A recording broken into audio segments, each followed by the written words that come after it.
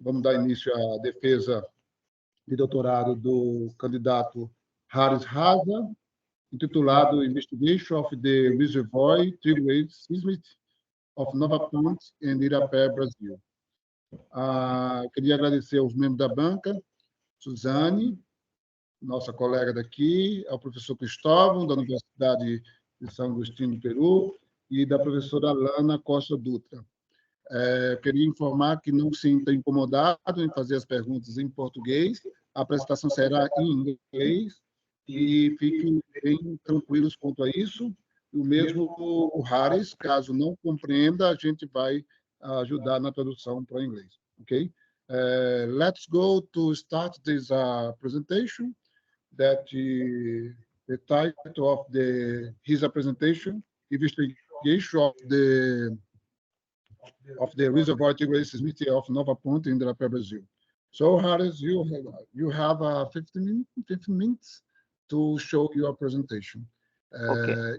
Check if everyone see your presentation, if he listens to you. Okay, try to check the first, please. Okay, very good afternoon to all of you. Everyone can listen me. Todo mundo tá indo? Yes. Okay. Yes. So, very good afternoon to all of you.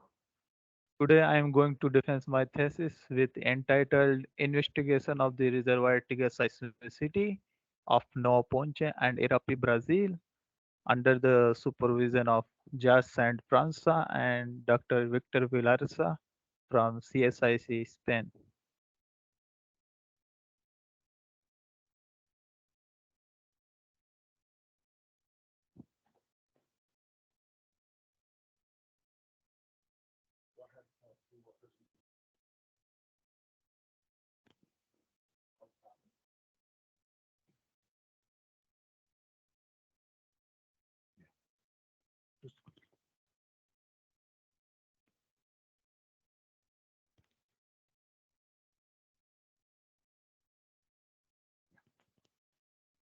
Okay, before moving to my presentation, main topic, I would like to talk about the global boom of dams and reservoir because it is associated with the reservoir-triggered seismicity.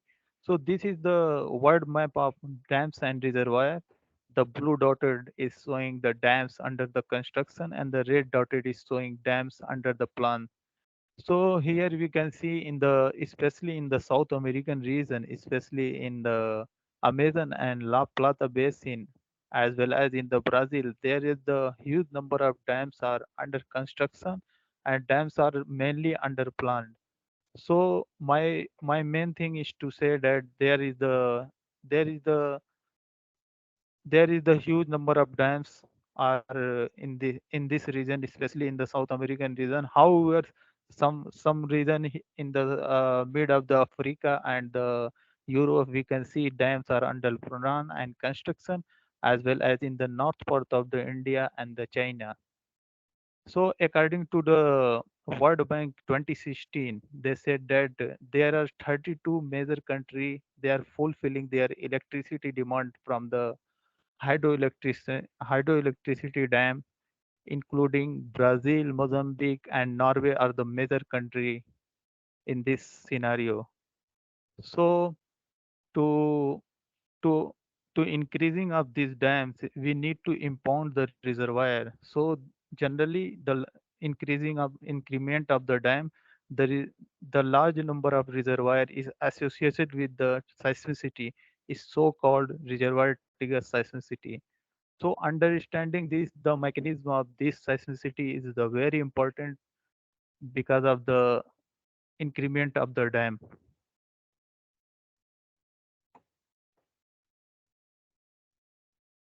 So as I talked in the previous slide, that it's very important to understand the reservoir-triggered seismicity. So I would like to talk again the background about the reservoir-triggered seismicity in the worldwide distribution. The triangle dark blue is showing the reservoir-triggered seismicity. However, there is the several red and yellow dotted that is showing the human-induced earthquake. The human-induced earthquake is the challenging key nowadays with the societal and scientific as well as the political issue become because there are the till now Folger et al. In 2018 mentioned that there are the 1294 cases regarding the human trigger seismicity. The all human trigger seismicity is associated with the either with the deep underground minings, either with the reservoir trigger seismicity, either with the oil and gas exploration. But I am concentrating on reservoir trigger seismicity. So out of 1294, there is the approximately 185 cases and site throughout the world about the reservoir trigger seismicity. So in 185 cases throughout the world, we can see in the Brazil had the big cluster about the reservoir trigger seismicity, and Brazil have a 29 witness about the reservoir trigger seismicity, and other and followed by the other region like in the Europe and India and some parts of China.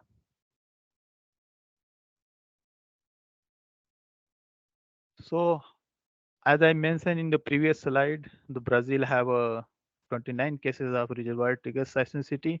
So this is the map of Brazil is showing the 29 cases in the different region of the reservoir trigger seismicity. The reservoir trigger seismicity in the Brazil has been started and detected in the early 70s, but the main event has been encountered with the 4.2 magnitude is the is the largest event till now with the Volta Grange reservoir, and the second largest is the Nova Ponce that is denoting case number 6, which is our study, and another case number 11 is showing the Irapé. This is our study area also. This is also one of the prominent site of the reservoir trigger seismicity. So we can see that in the map there is the most of the RTS cases is clustered in the southeastern of the Brazil, which is located in the state of Minas Gerais. So the question is the why dams often build above the fault in the active earthquake area. So we all know that for the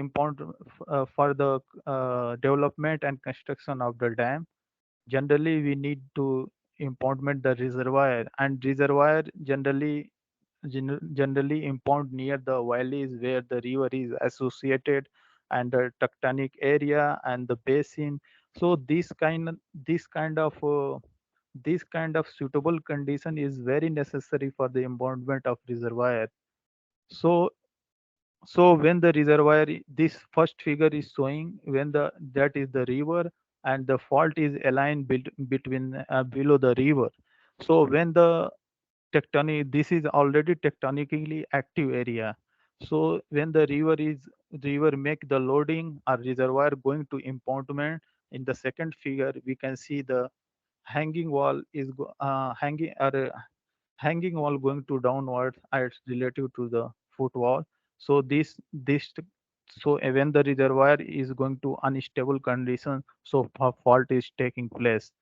So in the other figure is showing like this, showing that the end of the valley is the good reason for the impoundment of the construction of the dam, but it is also below the tectonic forces, so there is a high chances of reverse or thrust fault is up through the blocks.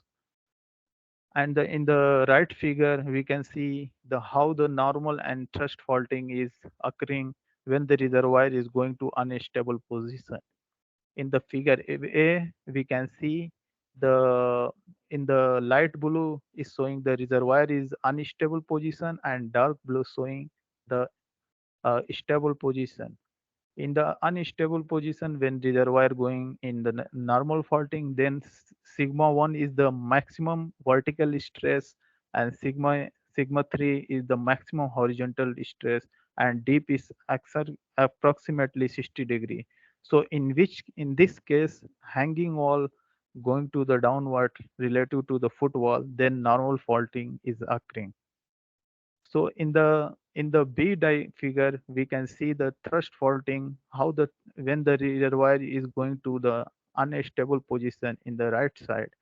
The right side, so the sigma 3 is the vertical stress and sigma 1 is the main horizontal stress, in which hanging wall is going to the upward as relative to the footwall, and deep is approximately 30 degree. So this schematic diagram shown the change in stability of the fall corresponding to the reservoir position with unstable.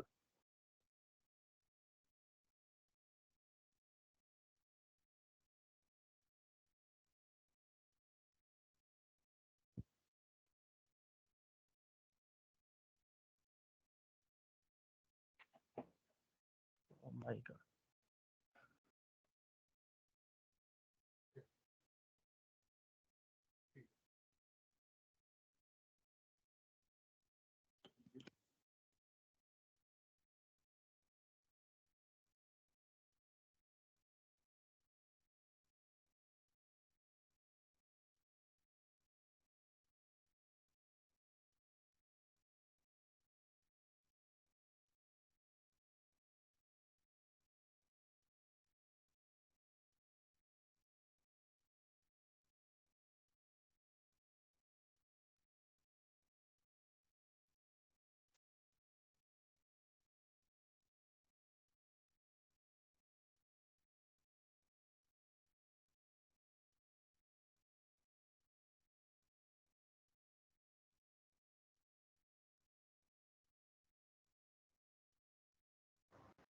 Com licença, George, ficou mudo aqui para mim.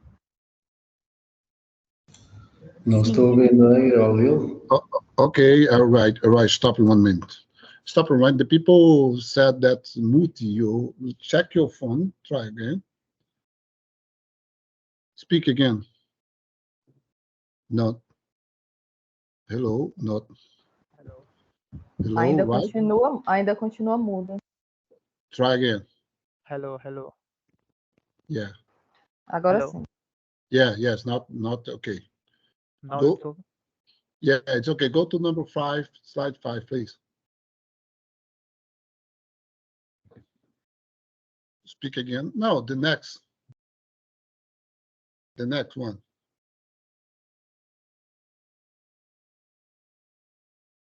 Haris? Yes. Yeah, you are. Yes. Sorry for the disturbance. So I would like to talk about the mechanism of the reservoir-triggered seismicity. There is a two mechanism is mainly responsible for the reservoir-triggered seismicity. The first is the underhand response that is showing in the figure A, and second is the in the B is the pore pressure diffusion. But beyond this, there is some factor are responsible for for this mechanism. That is the geological condition. In the geological condition, how what the rock types below the reservoir, like if the rocks is the rock thickness is the very less, and then the basement rock, so it is easy to know the mechanism of reservoir trigger seismicity, easy to assess. And then it is important to know the regional stress like north south, northeast, southwest. Regional stress is very important, in which we can correlate with the trends of the fault in the basement, means surface to basement connection, because the regional stress is generally we can see some kind of depression along the north south or like this. Then the third factor is the reservoir area and depth. Reservoir area is also important, how much area reservoir is covering, and the depth is like if the reservoir is 100 or more than 100 meters, there is a high possibility of that RTS is occurring. However, in the some cases throughout the world, we have seen that reservoir have a less than 100 meters, then also RTS is occurring.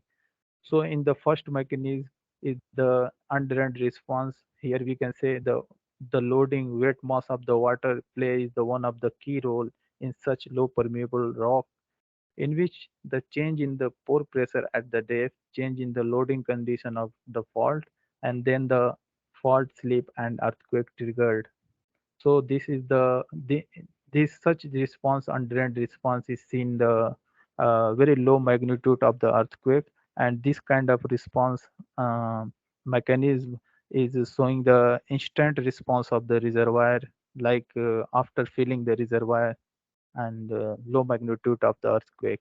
In the B is the one of the very common mechanism for the pressure diffusion. In the pressure diffusion, we can see that if the rock is permeable, then rock in the permeable rock, then in change in the pore pressure at the depth, and then fluid flow through the fracture of the rock, then the pore space is making pore spaces through the permeable rock, then at the fault slip and the earthquake triggered. So in the pore pressure diffusion is also depends on very much depend on the time, because it's the time dependent. Generally it will take 5 years or more for the, because to reach at the pore pressure form depth of the earthquake, so it is taking time. So this mechanism is very common. Generally in this mechanism, through the pore pressure diffusion, we have seen the many cases, and earthquake magnitude are generally more, like 5 or 6. There are some high profile cases of the earthquake magnitude, like Koina and Monticello, and the other earthquake from the China. These are the pore pressure diffusion, and obviously our study also. So keeping in this mind, to know the reservoir-triggered seismicity, to know the causal mechanism, so we have we motivated through this study. So our research objective is that to advance in understanding the process cause of reservoir-triggered seismicity, and to explain the causal mechanism of RTS 3.5 and 4 earthquake at Nova Ponce Reservoir by investigating and developing 3D hydronumerical model to simulate the pro-mechanical subsurface response to the reservoir impoundment. And our second case, our objective is that to know the potential causes by the laboratory measurement and analytical calculation to support the hypothesis that initial seismic activity was induced by the undrained subsurface response to the loading of reservoir at Irapé. So now I would like to talk about our first case, reservoir-triggered seismicity of magnitude 4 at Nova Ponce. This is the dam of Nova Ponce. The figure has been taken during the field visit. As we can see, the hydropower dam is surrounded by the basalt rock. Now the geology and geological setting and local geology at Nova Ponce. Nova Ponce area is extended in the two geological formation. First is the Cretaceous in the Sierra formation. This is the important where seismicity has been detected, and the dam is also located in this area. And this Sierra formation is consisting the basalt, and the another area is the extended in the Arasha group. With the light green, we can see here in the map with the light green, the Arasha group consisting mainly mica schist to schist, other kind of rock, but it is considered largely at the mica schist or schist rock in the Arasha group. And the regional stress has been notified here is north-northeast to south-southwest. So this is the background about the RTS of Nova Ponce. Nova Ponce Dam have a height about 142 meters. The 142-meter dam height is quite high.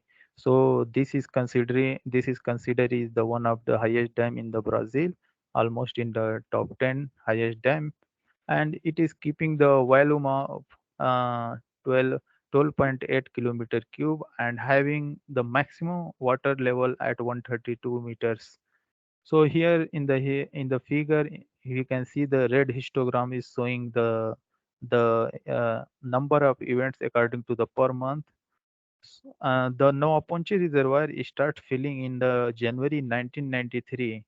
October 1993. Then the first seismic activity has been detected in the January 1994.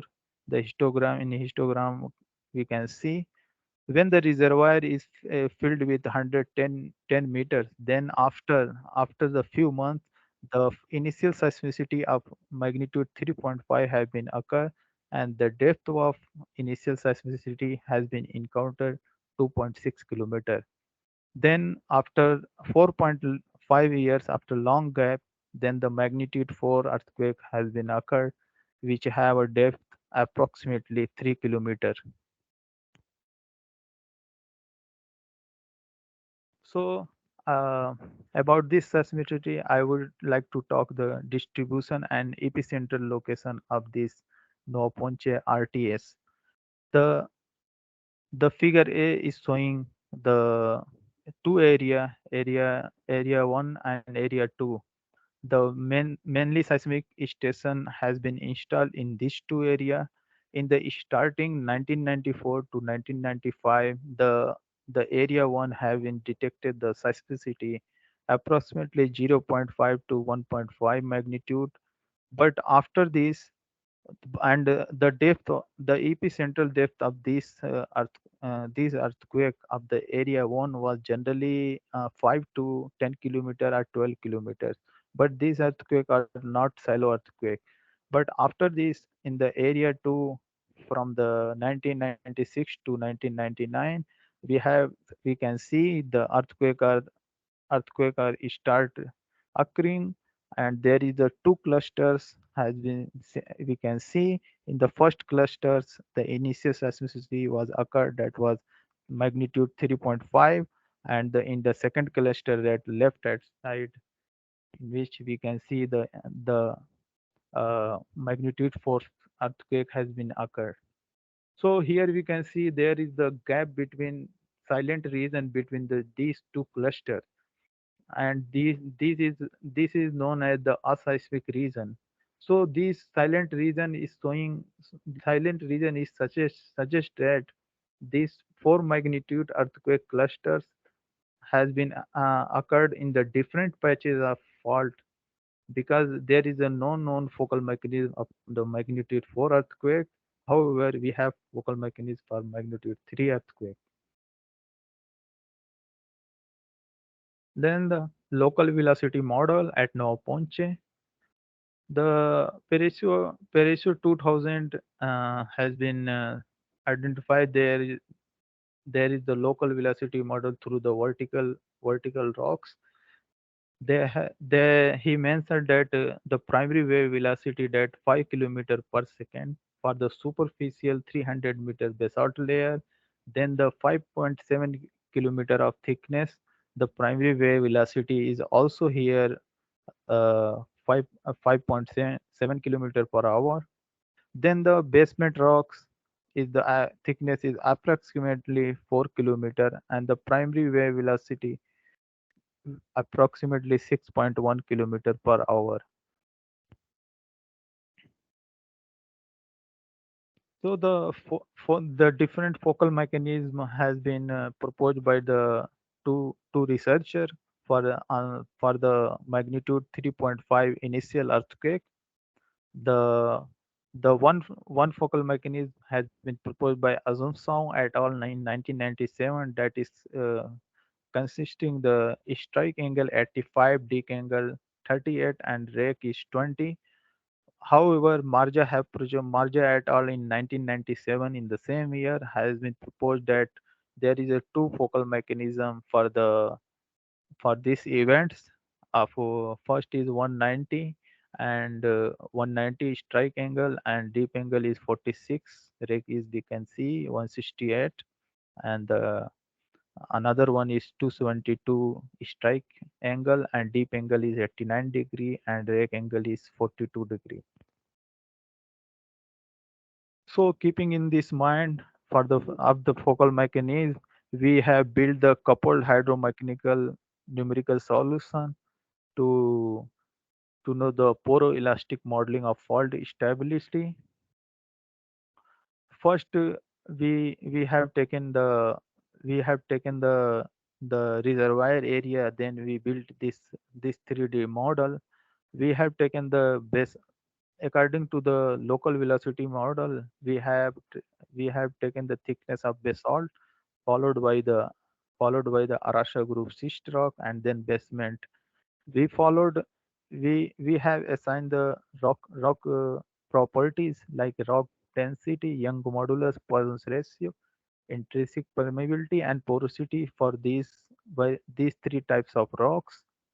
And the reservoir, it is also noted that we have extended the reservoir in XY direction in 50 kilometer in all the direction to exclude the potential boundary condition. And we use the mesh 55 into 46 into 55 in the of total 1,39,500 tel with the hexahedral for elements. So this 3D model geometry and the boundary condition is for the understanding the no Ponte RTS to effect to the feeling on the subsurface response, and as well as to by calculating Coulomb Ferrier stress from the focal mechanism. So understanding of the Coulomb failure stress and role in the RTS, it's very important. In general, Coulomb failure stress brought, if the Coulomb failure stress is the positive, it is brought closer to the triggering the earthquake. So Coulomb failure stress can be expressed as the CFS equal to tau minus mu sigma n, uh, and where tau and sigma n are the shear and effective normal stress acting on the fault plane respectively. So to know the spatiotemporal distribution of the pore pressure and stresses are the used to estimate the fault stability evolution and the orientation of 3.5 earthquake. So first we tried the focal mechanism proposed by Azamsaw et al. In 1997 with the strike 85, deep 38, and rec 20 to know the Coulomb failure stress changes on the location of 3.5 earthquake. So here we can see we tried the approximately that is the 3 kilometer depth of this 3.5 magnitude earthquake was 2.6, but we have tried at 3 kilometer depth the intrinsic permeability approximately 10 to the power minus 17 meter square. But in this location the Coulomb failure stress is negative. So we have tried the intrinsic permeability is much higher, approximately 8.10 into the 10 to the power minus 15 meter square in the horizontal stress, but it is also showing the negative at the depth of 7 kilometer. So it's mean that here this focal mechanism will not suggesting the for the reservoir-triggered seismicity for this event. Then we have tried the another focal mechanism proposed by Marja et al. In 1997 to know the Coulomb failure stress below the reservoir in the north-south east-west direction. Here we can see that by assume we have assumed that orientation of the maximum horizontal stress is 42 degree with respect to the north. And Azamsaw et al. Finding that reverse faulting of Coulomb failure stress plane is the right lateral displacement, so the negative value below the reservoir. So accordingly in this planes there is the reverse left lateral displacement has positive CFS value, by the and east-west direction as noted by the Marja et al. As a result, the fault stability is increases when the CFS is negative. So now we have tried the Coulomb-Ferrier stage below the reservoir along the north-south east-west direction by another focal mechanism that is the proposed by the Marza et al. Which have a strike 272 deep 89 and rec 42. So this focal mechanism is showing the this focal mechanism we have taken the maximum horizontal respect to the north of 62 degree, which resulting the vertical fault in the east-west direction. So and this is showing the undrained response also because there is the instability of the reservoir. So instability of the fault. So the CFS beneath the reservoir, the Coulomb failure stress values beneath the reservoir is in the east-west direction. Here in the figure we can see. So this is suggesting that the 3.5 earthquake occurred along the fault with the strike in the east-west direction. So our simulation result on the base of the T-shaped reservoir model indicate that the nodal plane of this focal mechanism for the 3 magnitude 3 is responsible and aligns with this fault. Then we shown the change in the pond pressure to the horizontal stress in the XY direction below the reservoir along north south. So understanding the difference of the Coulomb-Ferrier stress between the two pools, we examine the pore pressure and stress.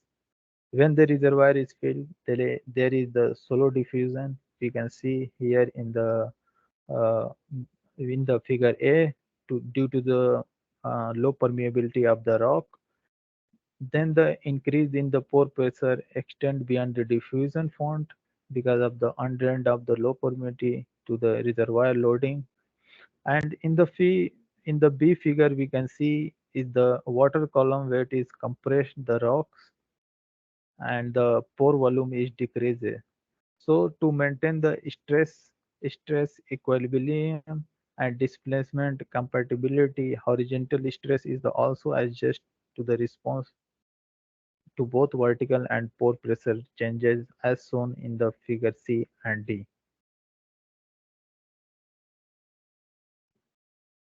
So this is the one of the important result as best of as the best of our literature review, there is a no published focal mechanism on the event for the magnitude 4 earthquake that was the delayed response. So so we have tried the different permeability on this location with the strike 72 degree, deep 90 degree, and rec 0 degree.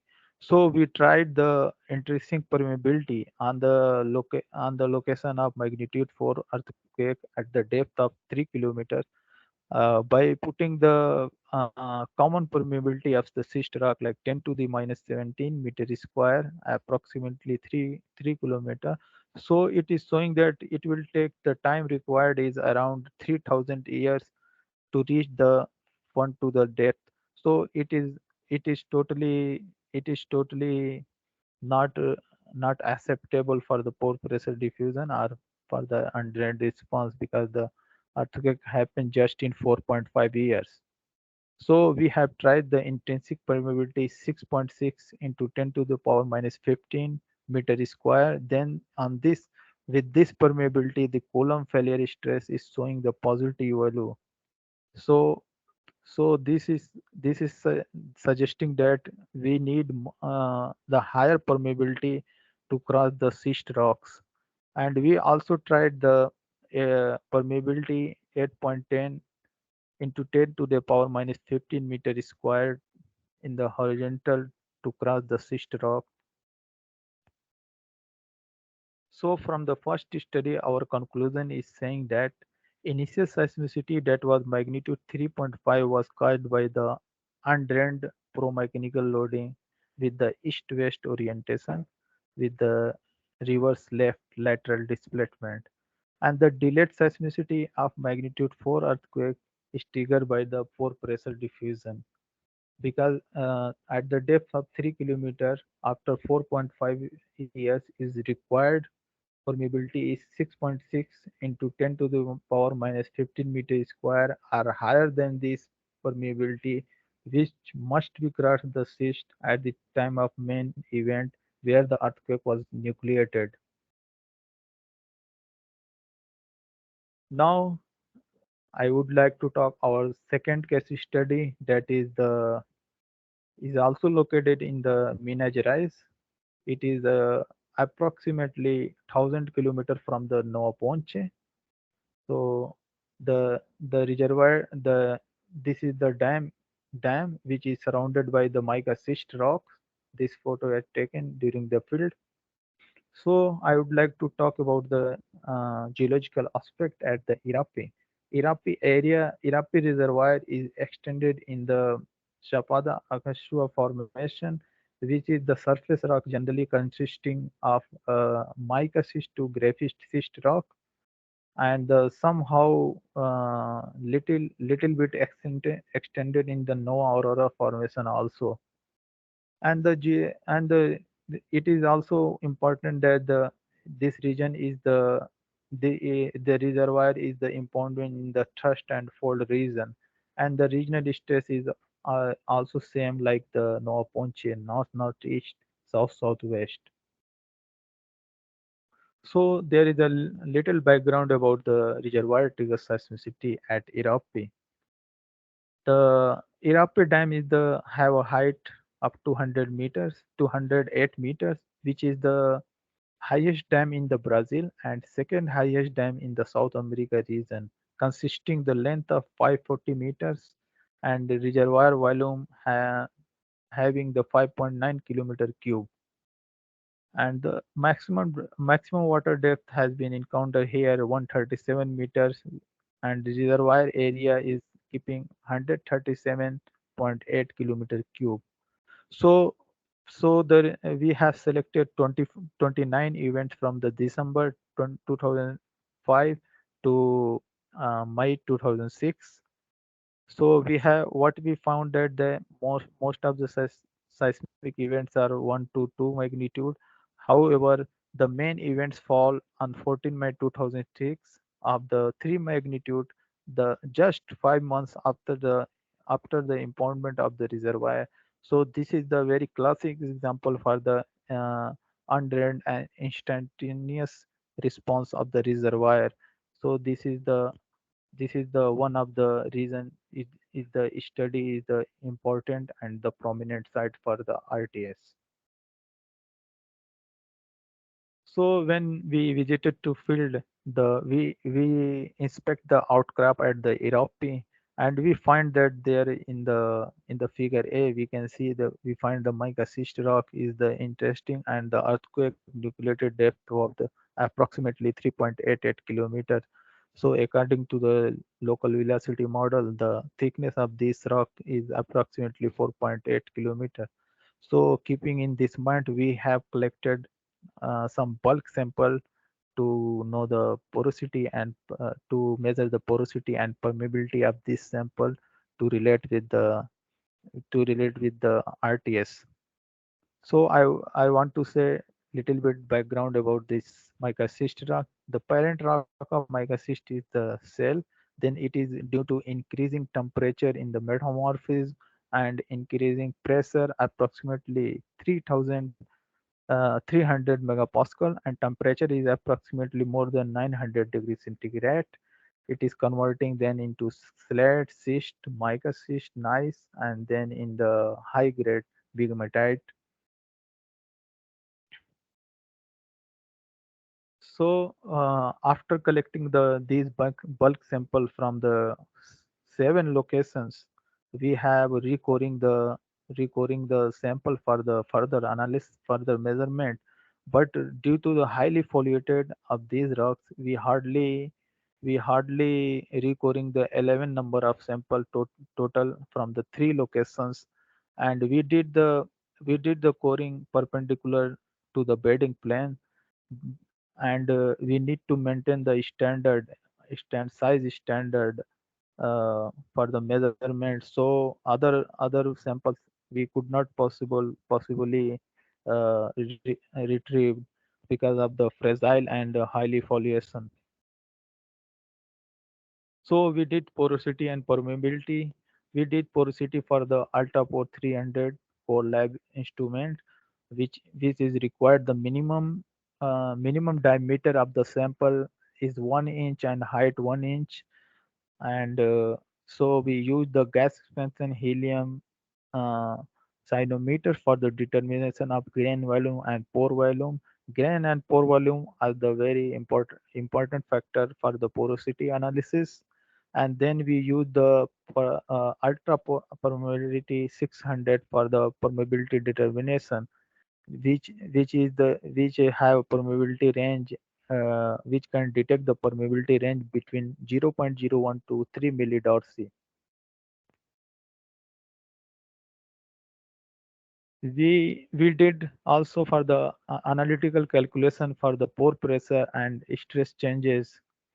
We use the equation first from the expectance pore pressure coefficient uh, in the various stress changes, where delta V is the vertical stress and delta H is the horizontal stress, and delta P is the pore pressure, and delta V is the effective stress, and followed by the H is the effective horizontal stress. Then we use the equation 2 for the uh, for the biot coefficient for the inscription for the mica schist rock. Delta P equal to B upon 3 to delta KK. So we also did the analytical calculation for the time at which the pore pressure diffusion, which reaches to the depth of the earthquake within the mica schist rock, because the main event was occurred at the 3.88 kilometer, which is in the mica schist rock. So we use the diffusivity equation 3, D equal to K rho G mu SS, where D is the diffusivity, K is the intrinsic permeability, and rho is the water density, and G gravity, mu water viscosity, and SS is the specific storage coefficient. And we use the time T equal to R square upon D, where R is the depth of earthquake and D is the diffusivity. So this is the result from the laboratory experiment we did. We can see here in the from the megascopic study of from the core sample 2B, 2C, and B and 3B, there is a high permeability, high porosity, but pores are not very well connected. It is noted that if the rocks are highly porous, have a high porosity, it's not necessary that permeability is also high. So this this figure, uh, plotted porosity versus permeability, don't have any relationship this. So we can say that from the megascopic study is also supporting this hypothesis was the less permeability. So in this table, we can see the out of 11 sample, there is a 8 sample have a permeability is the 0.002 millidarcy, which is the very less than the our apparatus detection limit, because the apparatus we use have a minimum detection limit of the 0.1 millidarcy. So this is the result from the analytical calculation from the pore pressure and stress changes caused by the undrained response. The result analytical calculation for the pore pressure and the uh, rock using result is obtained in the from the section 343 from the equation 1 and 2, in which Delta H is the horizontal effective stress is decreased by 0.08 megapascal, or we can say minus 0.08 megapascal, and delta P pressure change is 0.096 megapascal, and B Biot coefficient as approximately 0.92. We assume the measurement equal to the Opalenius clay, which is similar to the rock of mica schist, and delta V is the effective vertical stress changes is 0.41 megapascals.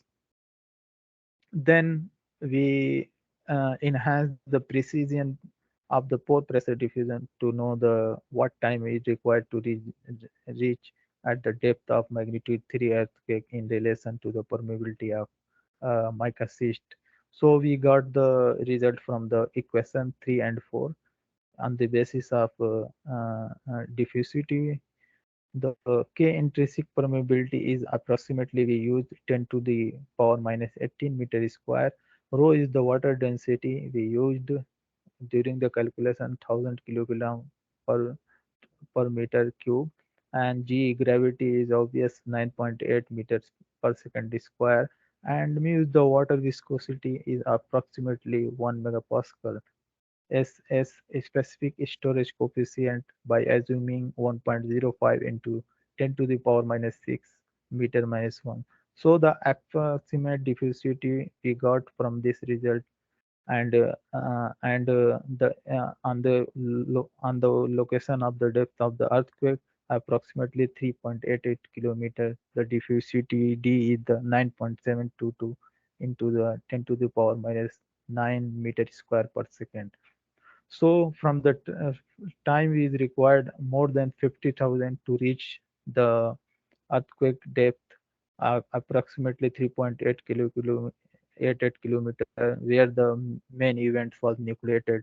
So this is also suggesting that undirected response. To support this hypothesis, we have made the schematic diagram that earlier in the starting I discussed in the due to the undrained response mechanism. So there is the in the Irapé region there is it is a clear case of undrained response due to the water reservoir loading in such in the very low permeable of mica schist rock. Such the due to the loading of reservoir, the dam retain the water, and even there is a some kind of some pores that are not very well connected can retain the water, and there is the change in the pore pressure at depth, then the loading in the fault conditions, and the fault slip earthquake triggered. So this diagram explains the vertical stress in the mica schist layer increase in response to the load generated by the weight of water column, and then the change of vertical stress induces change in the horizontal stress to satisfy or to maintain the balance. And the undrained response of the rocks leads to the pore pressure changes proportional to the mean total change by the Biot Iscomton coefficient, that is the we consider 0.92. So the given these stress changes, the diabatic stress increases in the normal faultic stress regime, the vertical stress increases and horizontal stress decreases. So we can say this is the normal stress regime. So from this study, our conclusion is saying that the major permeability from the laboratory of the Iraqi is the disregarded or the perturbed the pore pressure diffuses, which is which is not permit to fluid flow in the pores. So that low permeability of mica schist can attribute it to the presence of poorly interconnected pores, and the analytical calculation pressure that is increased by the 0.96 megapascal in response to an increase in the 137 meter reservoir water level. So that the resulting effective stress is 0.41 megapascal and the horizontal stress is decreased by the 0.08 megapascal, can be minus 0.08 to the approximate depth of 4 kilometer. Thus, the divotric stress would increase normal faulting stress regime, faulting the causing the destabilizing the fault in the Irapé region. Thus, we can say the result both from the laboratory measurement and analytical calculation support the hypothesis that initially triggered at the Irapé was the undrained response of the subsurface loading of the reservoir at this region. Now the important thing, how the risk of RTS could be reduced from the current study of now Ponte. So we assume the focal mechanism from the Marja and all at 1997 on the basis of strike 190 degrees D46 and rake 168 degree. We saw the evolution change in the Coulomb failure stress of the all events. Here we can see the by computing the Coulomb failure stress that most of the event is showing the positive. So it's mean that indicating the potential destabilization. And also it is also noted that the subsurface characterization effort identified in this region locant deep fault could trigger moderate earthquake. And also the map fault from the numerical model that forecast the RTS because the reactivation of fault may lead to destabilization nearby fault through the static stress transfer. Thus, including all geological, hydrogeological and information numerical model crucial to encourage the accuracy of their prediction. And the 3D model can solve the coupled hydromechanical problem, including the rock layers, what is the property of rock to the map fault, to reproduce the two main triggering mechanism of trigger seismicity, that is the undrained and response and the pore pressure. And such predictive models are very helpful for the future development of hydropower dams. And it is also noted that the out of 29 cases in the Brazil for the reservoir trigger seismicity, there is 8 cases that has happened, that is the witness for the both uh, initial and delayed response of the reservoir triggered seismicity. Means the seismicity has a initial and delayed and the both. So such model can be very helpful to study for the other cases also. So now the understanding from the RTS for the future development dams. The the main understanding induced earthquake is the elevating water pressure, and there is the micro cracks and the fissures beneath the reservoir, increasing water pressure and which is act as the lubricant in the fault. And then the due to tectonically already active area, then the fault, then it is motivating to the increasing the fault slipping. And geological variation in the different dam sites throughout the world is challenging and unique characteristic because the rock types are very different. So the International Commission of Large Dam is concerned that RTS should be concerned for the deeper than 100 meters. However, we have seen throughout the world the reservoir have less than 100 meters of water, also associated with the seismicity. And it is also noted that the new reservoir can trigger earthquake through the stress changes that caused by the water weight, and highlighted the groundwater pore pressure, and which is subject to reducing the rock strength. So the final message is that the due to the in the global south rapid growth of the economies and increasing demand of electricity. However, according to the World Bank in 2016, there is approximately 900 million people are still don't lack of access to electricity. and the increase of the construction of large hydropower dams, is particular in especially in the Amazon and the La Plata basin in the Brazil. This is the one of the safer green energy. But on the other hand, we need to reduce the we need to pursue the sustainable energy solution.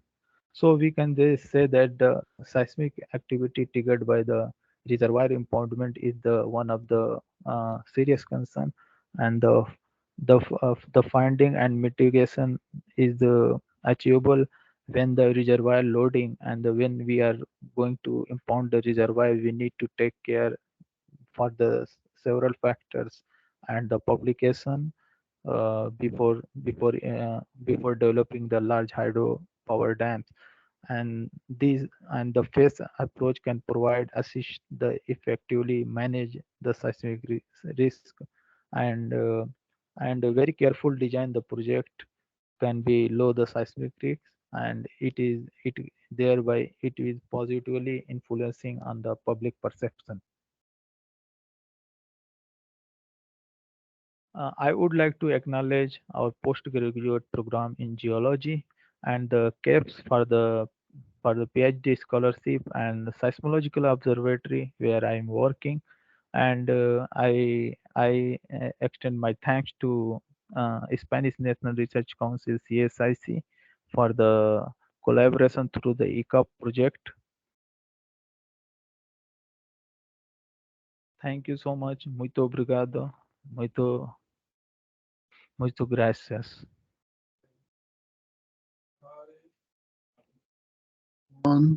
Okay. Haris, thank you so much. Would you like a break sometime?